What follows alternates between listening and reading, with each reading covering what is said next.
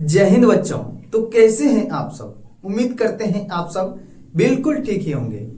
आज की इस वीडियो में कक्षा 10 एनसीईआरटी गणित के प्रश्नावली 3.1 के प्रश्न संख्या 1 को सॉल्व करने वाले हैं। तो ध्यान से वीडियो को अंत तक देखिएगा। आप जब वीडियो को ध्यान से देखेंगे तो आपको क्वेश्चन पूरी की पूरी समझ में आएगा। तो पहले देखिए हम सवाल को पढ़ेंगे। मेरा सवाल क्या कह रहा है, तो यहाँ पे देखिए मेरा सवाल क्या कह रहा है। कह रहा आफ्ताब अपनी पुत्री से कहता है 7 वर्ष पूर्व मैं तुमसे 7 गुनी आयु का था। यानी आफ्ताब अपनी पुत्री से कहता है कि अभी से 7 वर्ष पहले मैं तुमसे 7 गुनी आयु का था। फिर क्या कहता, अब से 3 वर्ष बाद मैं तुमसे केवल 3 गुनी आयु का रह जाऊंगा। क्या कह रहा, इस स्थिति को बीजगणितीय एवं ग्राफीय रूपों में व्यक्त कीजिए। तो चलिए इस सवाल को हम सॉल्व करते हैं। देखेंगे हल।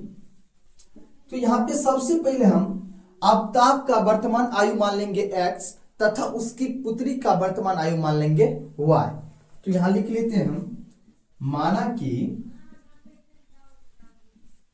कि आफ्ताब की वर्तमान आयु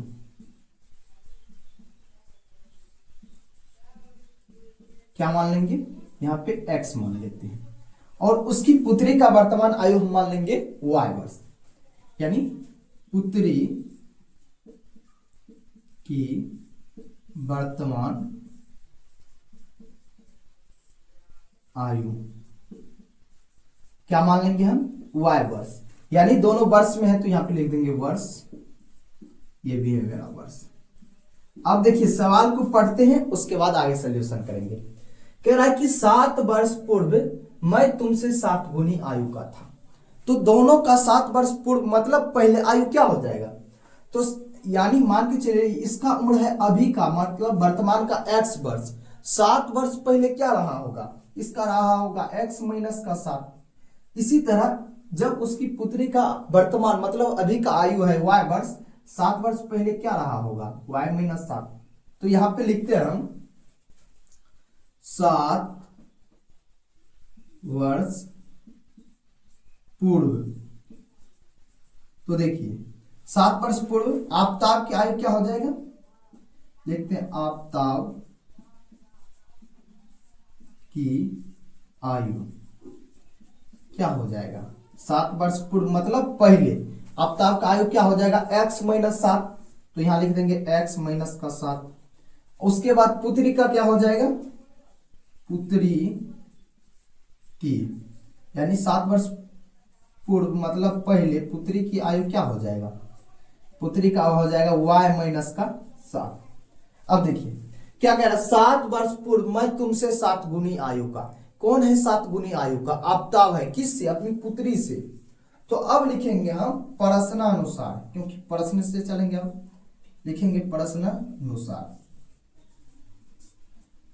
तो देखिए प्रश्न में क्या कह रहा है, आफ्ताब जो है अपनी पुत्री से 7 गुनी है। कब, 7 वर्ष पहले।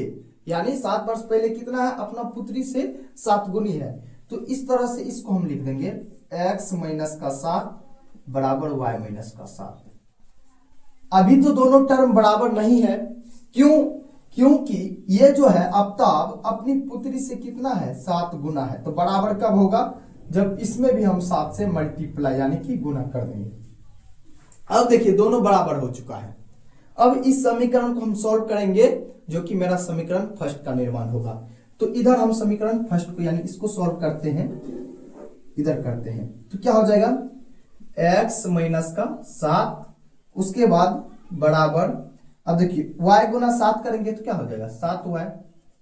इसी तरह माइनस 7 गुना 7 माइनस का 49, क्या हो जाएगा माइनस का 49। अब इसको इधर कर लेते हैं, इसको उधर भेज देंगे। तो क्या हो जाएगा x माइनस का 7y, और इधर हो जाएगा माइनस 49। जैसे ही माइनस का 7 बराबर के उस साइड जाएगा तो प्लस 7 बनेगा, और 49 में 7 को जब माइनस करेंगे तो हो जाएगा माइनस का 42। यानी समीकरण फर्स्ट मेरा बन चुका है। अब देखिए सवाल को आगे बढ़ेंगे, उसके बाद मेरा समीकरण सेकंड बनेगा। तो देखिए क्या कह रहा है, अब से 3 वर्ष बाद अच्छा वहां कह रहा था इससे पहले क्या कह रहा था 7 वर्ष पहले, अब की बार कह रहा है 3 वर्ष बाद। कब से? अब से। अब का उम्र क्या है? x।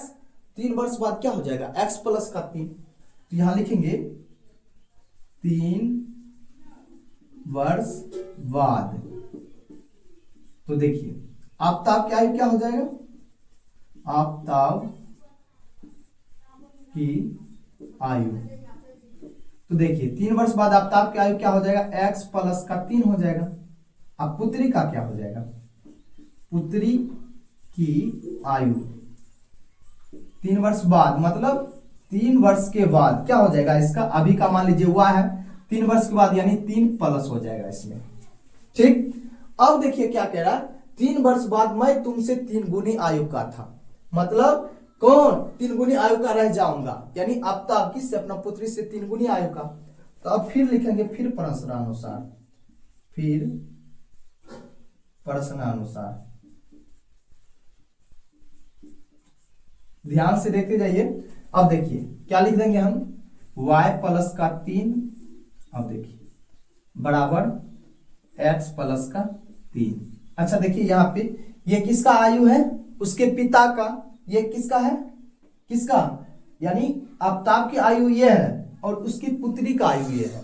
तो ये देखिए 3 गुना है, सवाल में कह रहा है, ध्यान से देखिए। अब से 3 वर्ष बाद मैं तुमसे केवल 3 गुनी आयु का, मतलब ये जो आफ्ताब है अपना पुत्री से है 3 गुना। तो बराबर कब? जब इसमें भी हम 3 से मल्टीप्लाई यानी गुना कर देंगे। तो जैसे ही इसको हम सॉल्व करेंगे मेरा समीकरण यानी सेकंड बन के तैयार हो जाएगा। तो चलिए इसको करते हैं। क्या हो जाएगा? यहाँ पे देखिए इसको गुना करेंगे हम 3 से। 3 गुने y क्या हो जाएगा? 3y। उसके बाद 3 तिया 9 प्लस का हो जाएगा 9 और बराबर की उस साइड जैसे कि तैसे x प्लस का 3। अब यहाँ पे क्या करेंगे? इसको बराबर की इस साइड कर लेते हैं, नहीं तो 3y को बराबर के उस साइड कर देंगे। मतलब x या y वाले टर्म जो चर राशि वाला होता है उसको टर्म एक साइड कर देंगे और जो अचर राशि होता है उसको एक साइड। तो क्या बन जाएगा मेरा? तो देखिए क्या बनेगा? x माइनस का 3y। उसके बाद क्या बन जाएगा? बराबर, अब देखिए ये वाला टर्म पहले से 9 बराबर यानी 3 बराबर के उस साइड है और जैसे ही प्लस 9 को बराबर के उस साइड भेजेंगे तो -9 और 3 प्लस है, घट के क्या हो जाएगा? 6। बन गया मेरा समीकरण सेकेंड। यहां तक आपका पूरा क्लियर हो चुका है क्योंकि समीकरण फर्स्ट और सेकेंड हम निकाल दिए हैं। अब हम आगे इसका सोल्यूशन करते हैं। तो बोर्ड पर जगह है नहीं, इसको यहां साफ करते हैं, आगे सोल्यूशन इसका करते हैं। इधर हम सोल्यूशन करेंगे इसका। तो देखिए क्या हो जाएगा। अब यहां पे हम चलेंगे समीकरण फर्स्ट से, लिखेंगे समीकरण फर्स्ट से। तो देखिए समीकरण फर्स्ट क्या दे रखा है मेरा? यहां पे है x माइनस 7y बराबर -42। तो यहां लिख देंगे हम x माइनस 7y बराबर -42। अब देखिए यहां x को स्थिर रखेंगे और -7y को बराबर के उस साइड भेज देंगे। तो क्या हो जाएगा?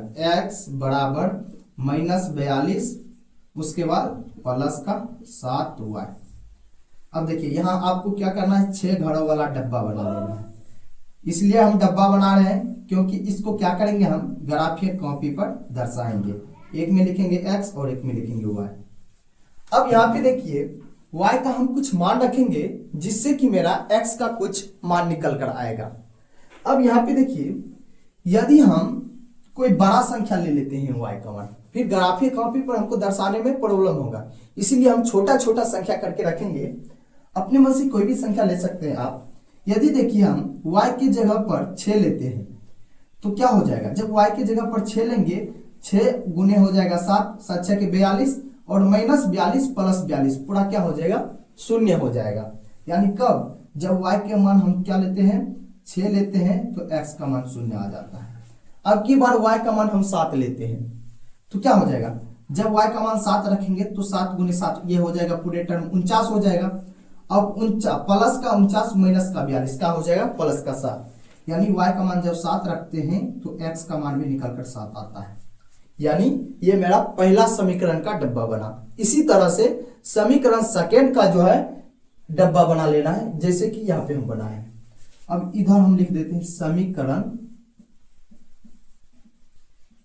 सेकेंड से। तो देखिए समीकरण सेकेंड क्या दे रखा है, x माइनस 3y बराबर माइनस का 6। तो यहाँ पे लिख देंगे x माइनस 3y बराबर माइनस का 6। अब x को स्थिर रखेंगे बराबर माइनस 6, ये हो जाएगा प्लस का 3y।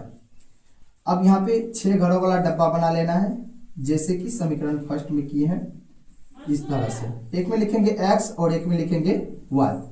अब यहाँ पे देखिए y का कुछ हम मान रखेंगे, जिससे कि मेरा x का कुछ मान निकल कर आएगा। यदि यहाँ पे देखिए y का मान हम 1 रखते हैं, y का मान कितना 1 रखते हैं, तो इसका x का मान क्या आ जाएगा, जब इसका मान 1 रखेंगे तो 1 गुना 3 हो जाएगा 3, और माइनस 6 प्लस का 3 कितना हो जाएगा माइनस का 3। यानी जब हम यहाँ पे इसका मान क्या रखते हैं, y का मान 1 रखते हैं, तो x का मान क्या आ जाता है माइनस का 3, इस तरह से। अब देखिए अब की बार फिर और कुछ रखेंगे। अब की बार यदि y का मान हम 0 रख लेते हैं, तो यह पूरा टर्म क्या हो जाएगा 0 हो जाएगा, जिससे कि x का मान क्या हो जाएगा माइनस का 6। अब देखिए ये दोनों डब्बा बन चुका है। तो चलिए अब सीधे हम ग्राफीय कॉपी पर चलते हैं, इसको दर्शाते। तो यहाँ पे हमने दोनों समीकरणों का जो x और y का मान निकल कर आया था, दोनों की यहाँ पे लिख लिए हैं। तो चलिए इसको अब हम ग्राफीय कॉपी पर ड्रॉ करते हैं, किस तरह से इसको दर्शाना है तो दर्शाते हैं। तो आपको एक स्केल लेना है और एक पेंसिल। यहाँ पे हम पेन का यूज कर रहे हैं। जब आप बोर्ड एग्जाम में बनाइएगा, इस सवाल को सॉल्व कीजिएगा, तो वहाँ आप पेंसिल यूज कीजिएगा। तो इस तरह से लाइन पे एक लाइन ड्रॉ कर देना है, इस जगह जैसे हम कर रहे हैं आपको भी सेम इसी तरह से कर लेना है, इस तरह से। उसके बाद एक क्षैतिज यानी ऊपर से नीचा लाइन ड्रॉ कर लेना है। तो यहाँ पे देखिए हम कर रहे हैं इस तरह से। अब देखिए इधर होता है मेरा x अक्ष, और इसके अपोजिट साइड इधर होता है माइनस का x, और ऊपर होता है y, तो यहाँ लिख देंगे y, और नीचे होता है माइनस का y, तो यहाँ लिख देंगे माइनस का y। अब देखिए इधर हम संख्या रेखा बैठाएंगे। तो इधर क्या हो जाएगा, यहाँ देखिए मेरा ये होता है 0, इधर हो जाएगा मेरा 1 2 3 4 5 6 7, बस इतना तक रहने देते हैं। और इधर क्या हो जाएगा नीचे साइड, यह हो जाएगा माइनस का 1 माइनस का 2 माइनस का 3 माइनस का 4, इस तरह से हो जाएगा। ऊपर क्या हो जाएगा, ऊपर का हो जाएगा प्लस का 1 प्लस का 2 प्लस का 3 प्लस का 4 प्लस का 5 प्लस का 6 प्लस का 7, यहाँ तक 7 तक लिख दिए। उसके बाद देखिए इस साइड क्या हो जाएगा, इधर माइनस में हो जाएगा, क्या हो जाएगा माइनस का 1 माइनस का 2 माइनस का 3, बस इतना तक रहने देते हैं। अब देखिए पहला समीकरण को हम देखेंगे। पहले समीकरण में क्या था, कह रहा x का मान 0 और y का मान 6। तो x जिधर होगा उधर हम 0 चलेंगे। तो x की तरफ x इधर है, तो इधर हमको जरा सा भी नहीं चलना है, क्योंकि कह रहा है 0। और y की तरफ कितना कह रहा था 6, तो y कहाँ है ऊपर है, तो ऊपर 6 चलेंगे। तो 6 इस जगह मेरा पॉइंट बन गया, तो इस जगह लिख देंगे। और इस पॉइंट का नाम हम लिख देंगे, क्या है इस पॉइंट का नाम 0,6, क्या है 0,6, इस तरह से लिख देना है। उसके बाद देखिए क्या कह रहा है दूसरे में, x का मान कह रहा है 7 और y का मान भी 7, तो हमको x की तरफ 7 चलना है। तो x इधर है तो 7, और y किधर है ऊपर है, तो ऊपर 7 चलना है। तो 1 2 3 4 5 6 7, तो देखिए इस जगह मेरा पॉइंट बन गया। इस पॉइंट का हम नाम भी रख देंगे, क्या है 7,7। अब हम क्या करेंगे, इन दोनों पॉइंट को आपस में मिला देंगे। तो इस तरह से आपको भी मिला देना है इन दोनों पॉइंट को, जो कि ये समीकरण फर्स्ट का है मेरा, इस तरह से मिला देना है। तो ये समीकरण क्या था मेरा, x माइनस का 7y बराबर माइनस का 42, यह हो गया समीकरण फर्स्ट का। इसी तरह से अब हम समीकरण सेकंड का निकालेंगे। समीकरण सेकंड को देखिए ध्यान से, क्या है x का मान -3 और y का मान 1। तो x का मान -3 है, तो x किधर है, तो इधर में देखिए -3, और y का मान है कितना 1, y किधर है, ऊपर है, तो 1 इस जगह मेरा पॉइंट बनेगा।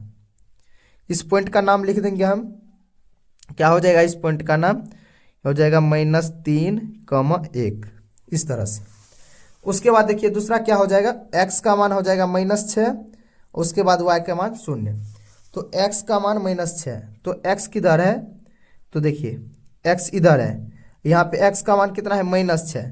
तो यहाँ पे देखिए हम टोटल 3 तक ही खींचे हैं, लेकिन यहाँ पे हमको क्या करना होगा, लकीर को बढ़ाना होगा, क्योंकि इधर हमको -6 चलना है, तो इसको हम क्या करेंगे, बढ़ा देंगे। इस तरह से हम बढ़ा दिए, और -6 देखिए कहाँ पे आता है, ये हो जाएगा -4, ये हो जाएगा -5, और ये हो जाएगा -6।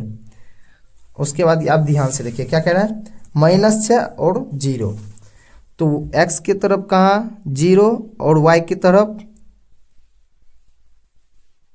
सॉरी y की तरफ कितना है 0, यानी ऊपर 0 चलना, x की तरफ 6, -6, तो इस जगह पॉइंट बनेगा। इस पॉइंट का नाम रख देंगे हम, क्या है पॉइंट का नाम, इस पॉइंट का नाम है -6, 0, इस तरह से। अब हम क्या करेंगे, इन दोनों लकीरों को मिला देंगे, पॉइंटों को। तो इस तरह से आपको भी मिला देना, इन दोनों पॉइंट को क्या करेंगे, आपस में मिला देंगे एक दूसरे से, इस तरह से। इस समीकरण का भी नाम हम लिख देंगे, समीकरण का नाम क्या है, इस समीकरण का नाम है x - 3y बराबर -6। तो यहाँ लिख देते हैं x - 3y बराबर -6, बस हो गया। दोस्तों उम्मीद करते हैं ये क्वेश्चन आपको बिल्कुल अच्छे से समझ में आया होगा। मिलते हैं नेक्स्ट वीडियो में, तब तक के लिए जय हिंद।